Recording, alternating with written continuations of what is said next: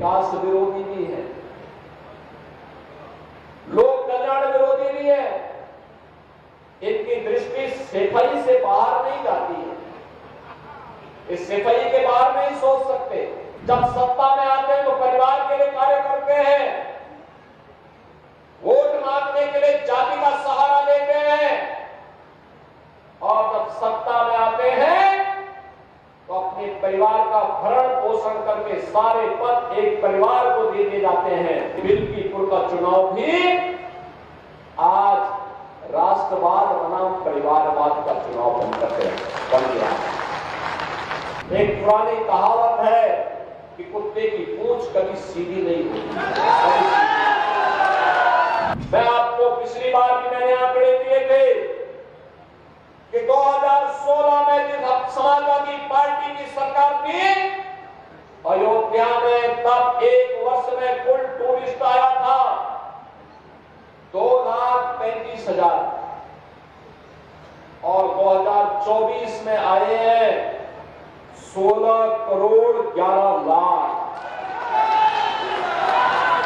यानी 2,35,000 टूरिस्ट 16 में आए थे जब समाजवादी पार्टी की सरकार थी, और 2024 में आए हैं 1611 लाख। क्या कोई तुलना भी है क्या? बहनों और भाइयों, ये विकास विरोधी भी है, लोक कल्याण विरोधी भी है। इनकी दृष्टि सफाई से बाहर नहीं जाती है, इस सफाई के बाहर नहीं सोच सकते।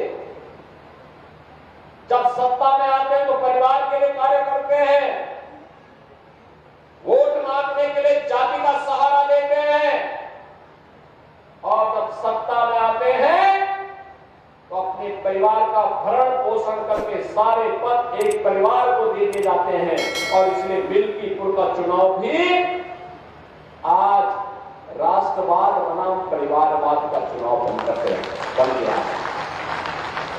एक तरफ भारतीय जनता पार्टी और एनडीए का प्रत्याशी के रूप में श्री चंद्रकांत पासवान राष्ट्रवादी कार्यकर्ताओं के साथ उनके नेतृत्व में प्रत्याशी बनकर के आपके बीच में है, और दूसरी तरफ समाजवादी पार्टी का परिवारवाद का नमूना, जिनका नाम भूमाफिया के नाम पर लिया जाता है, जिसका नाम हर प्रकार की अनैतिक और अराजक गतिविधियों में आता है, यह भी इस चुनावी मैदान में आपके सामने है।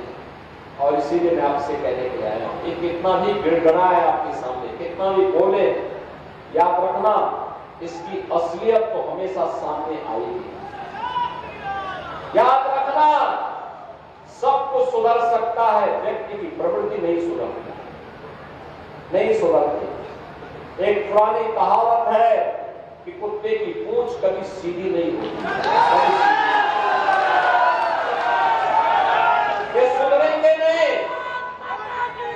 ये सुधरेंगे नहीं, क्योंकि इनका पेशा अपराध करना है, गुंडागर्दी करना है, बेटी और व्यापारी की सुरक्षा में सेंध लगाना है।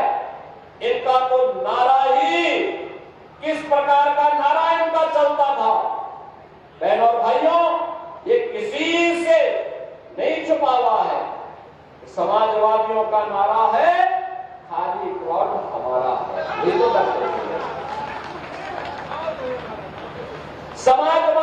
समाजवादियों का नारा है खाली प्लॉट हमारा है।